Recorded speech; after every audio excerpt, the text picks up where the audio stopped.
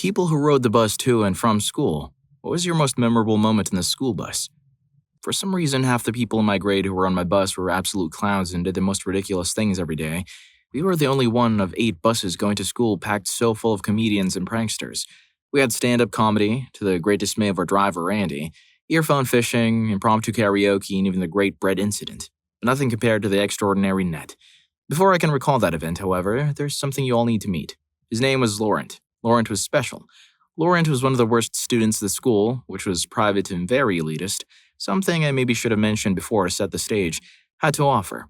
Laurent's creativity when it came to practical gags was matched only by how poor his academic performance was. All of what I'm about to list happened in a single year, exactly a decade ago. Laurent discovered in our history and religion, by religion I mean history and study of religions, not Christian studies or anything like that, although the school was founded by nuns. Classroom that the back closet, which was empty yet locked at all times, could be unlocked by lifting the door with a knob in a certain way and wiggling it out. Naturally, he did the sensible thing and hid in the closet, waiting about half the period only to fall out, pretending to be dead. Our teacher did not like this. Laurent was a sharpshooter. Our physics lab was at the end of the hall, the only classroom perpendicular to all the others. Laurent found the phone number of our physics professor and called both him and the SPCA on Skype, forcing the two of them to have a conversation for about 5 minutes. That was plenty of time for mischief, though. So he grabbed a fistful of chalk and threw each bit forcefully and with pinpoint accuracy toward the doors of our English, French, history, and mathematics classroom. The 4 teachers went to investigate and somehow got into an argument. Laurent brought to school some omega-3 pills, the ones with the actual oil within them, surrounded by some kind of plastic membrane. Being an evil genius, he carefully placed the capsules between the students' locker doors and the locker's edges. At that time, most people had these large turning padlocks with thick shackles, forcing them to push the door with their shoulder to have the lock fall downwards and make it easier to turn the dial. With his trap in place, he watched and laughed maniacally as dozens of poor souls crushed the pills and spewed smelly fish oil all over their lockers. I realize now that I may have created too much hype for what comes next, but the event is still burned into my memory, so I'll attempt to narrate it to the best of my abilities. One fateful afternoon, Laurent decided it was time for his magnum opus. He'd need help, though, so he recruited one individual in each of the 8 buses that left the school every day at the same time. The crafty dude then pulled out of his bag 7 spools of thick thread and proceeded to attach a magnet to each end. As previously mentioned, his abilities to throw things had been honed by years of constant practice with odd projectiles in odd and various settings. Using his ability, he threw each magnet toward the other vehicles, tethering them to ours. The newly recruited agents in each bus then opened the window nearest the magnet's resting place and pulled it in, then closed the window, securing the thread. You can imagine the rest. A few minutes after the bus left school, several kilometers of colorful strings were scattered around the city in nearly all directions. The spools were rolling out furiously, and about half of them depleted completely instead of breaking, which was in itself amazing. People in the street were cheering, cars were honking, impressed by the beautiful summer garland that was expanding downtown. Laurent ended up graduating too, which was even more incredible. Laurent is quite the Kevin. I bet he'd have recreated Home Alone if robbers showed up at his house. Story 2. In 1995, my family moved away from where I grew up to another city as my dad changed jobs. I just graduated from elementary school, so I was starting high school in a new city with no friends, and this high school was 4 or 5 times the size of the one I was going to go to. We lived on the outskirts, so I rode the yellow bus. The very first day I get on the bus, there were 4 other guys and 1 girl on the bus when I got on. One of them immediately strikes up a conversation. I can tell this guy is a high-energy and loud guy, quite the contrary to me. "Hey, what's your name?" I reply. "My name is, let's say, Jeremy." "Jeremy? The name's too long. We need to give you a nickname." In my head, I was fearing the worst. This guy was going to label me with an insulting nickname on my first day of high school, where I knew nobody. The next 5 years could be very long.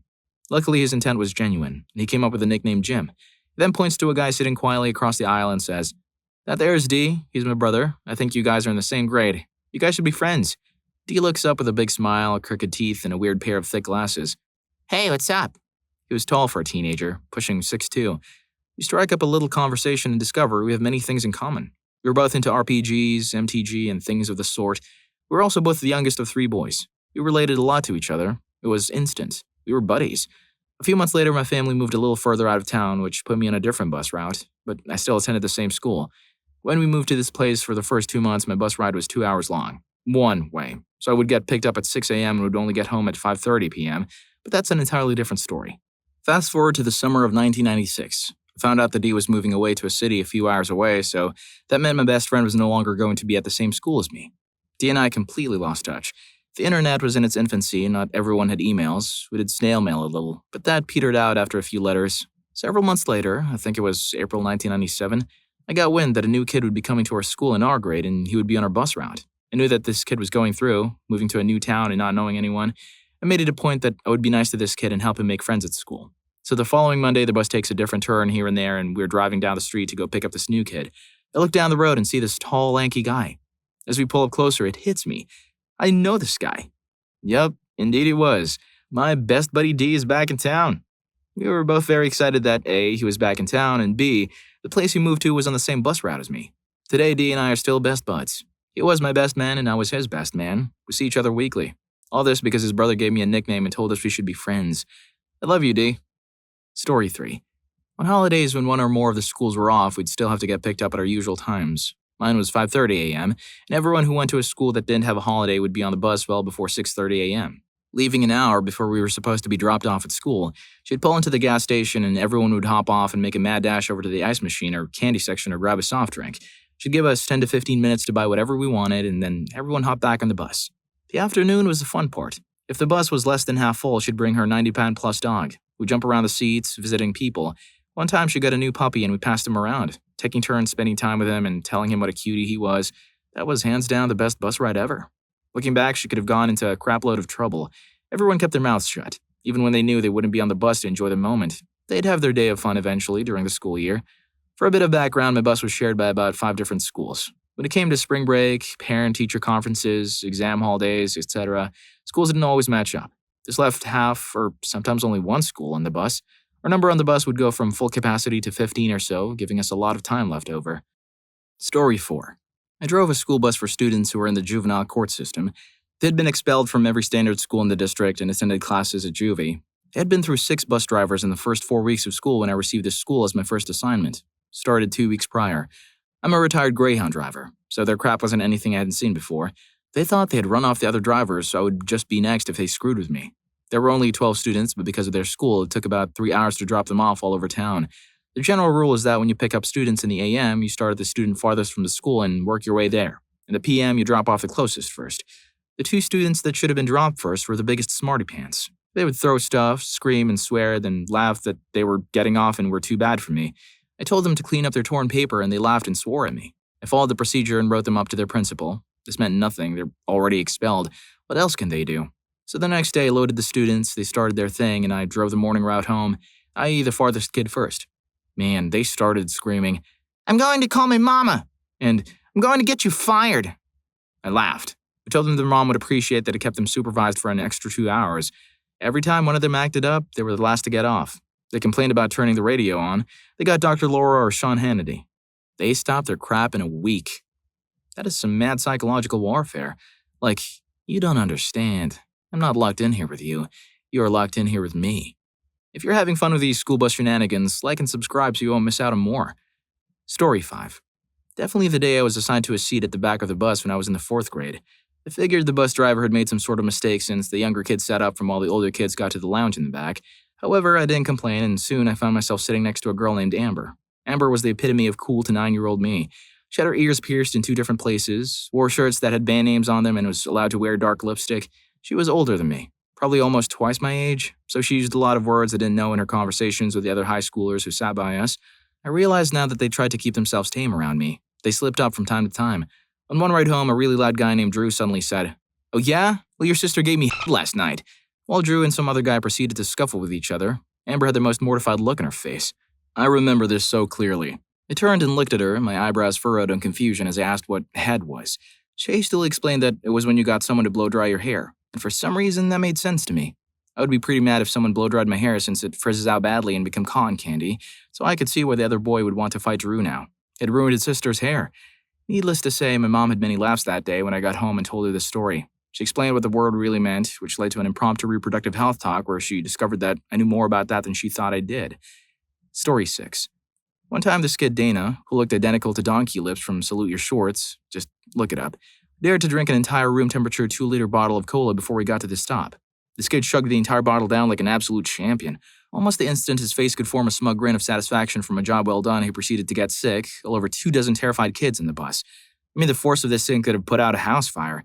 His arch reached over 4 rows of seats and was sprayed wildly back and forth like a diabetic sprinkler system as he struggled to rein control from his carbonated demonic nightmare.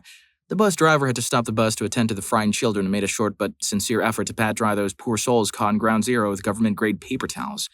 I've never seen anything quite like it, and I'm afraid I may never again. Well done, Dana. Story 7. I have 2 stories. In middle school, my bus once caught on fire a block away from the school. It was a tiny one, but enough to call the firefighters. We all piled off and watched them do their thing. They brought a second bus, which also caught on fire. Eventually, we were brought to a third bus 30 minutes later. This was all during the winter, and we weren't allowed to walk back to the school for safety reasons. I never understood why it was safer to have kids standing outside in the winter next to a bus on fire than to walk them a block back to the school. The other time, I was in first grade. The bus driver was a crazy nice guy. He knew us all.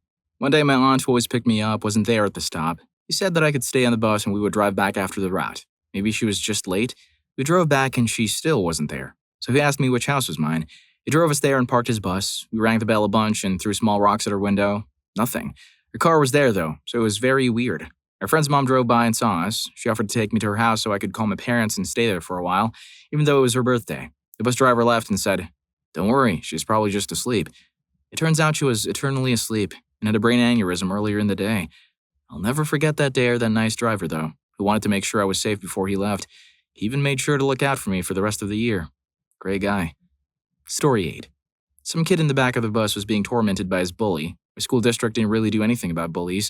The kid being bullied was sitting 3 to a seat with his legs in the aisle, and the bully was sitting by one of his friends in the aisle across from the kid he was messing with. The bully decided to start pushing the kid's leg. Before it was verbal, but now it is physical. The kid told the bully to stop. The bully mocked him and did it again. The kid then swings his fist. By now, the bus has stopped at some bus stop. The kid gets his stuff and gets off at the bus stop that's a few ahead of his. The second he's off, he starts running and going a different route to his house. The bus driver was unaware of what happened until someone yelled for the bus driver to call someone because the bully's nose was still hurting. So she calls someone while the bully is calling his mom and crying, so we get the police to show up. His mom and other kids have called their parents because, at this point, they've been at a standstill for 30-plus minutes, and the principal. We don't know who called the police, so they, along with the principal, are asking who did it and asking them to confess. And we were all like, we don't know. Of course, we did, but why would we tell on our hero? The principal and police are talking and they think the kid is still on the bus. We then say, "Oh, he got off. We don't know where he went or who he was." The principal and police looked at the bus driver, who shrugged because she didn't realize what was going on until it was too late. We spent 2 hours in that hot bus because of it, but I couldn't even be mad. My middle school bus was wild. Story 9. This isn't completely related, but it all started on the bus, and this post made me remember it. It was about 5 years ago, I think, in my sophomore year of high school. When we went on a field trip to college, I got in trouble on the bus and was sent to the front of the bus, so one of my friends tweeted, "Free, my name." This is where it got interesting. Since people were asking, my buddies told people that I got arrested for taking some acid from a lab and throwing it around the room and at students. Keep in mind that I went to a school with over 2,000 students and rumors spread like wildfire. The funny thing is, everyone bought it, and it just so happened that we passed a cop car with some guy in an orange jumpsuit in the back. The kids decided to take a picture of it and post it with the same caption as the first post. After that, everyone, even my friends not on the trip, thought I was in jail because I wouldn't answer my phone on the bus. And since my mom worked at the school, word got around to her and she was freaking out. I got back to the school and just hopped in my car because it was the end of the day and people were clueless as to what happened. The crazy thing was that people whom I barely knew still asked me about getting arrested months later. Looking back, it was better than any senior prank that occurred while I was there. Story 10. A few boys doodled private parts in the bus's chair and tried to frame me because I sat next to them, also shy and a girl, and they were jerks. The driver's assistant physically hauled them out of the bus and made them walk home. It wasn't far, but our bags were stupidly heavy for primary school, and this was around noon with blue skies. Apparently, the parents complained and said if the boys drew those, the bus driver and his assistant, forgot what he is actually called, had permission to cane them, but they drew the line on forcing their boys to, gasp, walk home. So whenever they tried to vandalize the bus, the assistants would smack their fingers with a rat and cane. I got candy for my troubles. Now that I think about it, a lot of what happened wouldn't fly now. This happened in the early 90s and took place in Malaysia. Corporal punishment is still a thing here, although we are gradually phasing it out. Yeah, the driver and assistant driver kept a cane and a huge parang by their sides. As for the parents, I guess they think it's dangerous for the kids to walk home because the heat and humidity can be intense here. I guess the caning is a compromise of sorts. Like I said, a lot of this wouldn't fly today because the culture has changed. Story 11. On the way back from a field trip to the fire station, some kid stole some trauma shears. I was his assigned buddy for the day and we had to sit together. He showed them to me and I told him he'd better throw them away before he got back to school. He spun them around his finger and flung them out the window of the bus, doing about 45 miles per hour. They stuck 2 inches deep in the right thigh of a morbidly obese, middle-aged black woman. He looked at me with a face that said, "How am I going to explain this to my cellmate?" The bus starts slowing down and we're stopping at a red light. This woman is moving like a linebacker towards us, screaming, "Stop the bus! Them kids don't hurt me!" She catches the freaking bus and is beating on the door, screaming, "Call the police and the ambulance!" The bus driver opens the door and she gets on, screaming and pointing at kids who might have injured her. The cops show up. My signed friend is ghost pale and sweating bullets. They didn't even need to ask questions. They just took him away in handcuffs. As he's being hauled off, he points at me and says, "You told me to throw them away." I yelled back, "I meant in the trash can, stupid." I heard he got 6 months in prison. I never saw him again. Being confined with interesting people inside a moving vehicle really puts the spin on things. Watch Teachers. What's the worst thing that's happened in a school trip? For more fascinating stories, especially Story 3. See you there.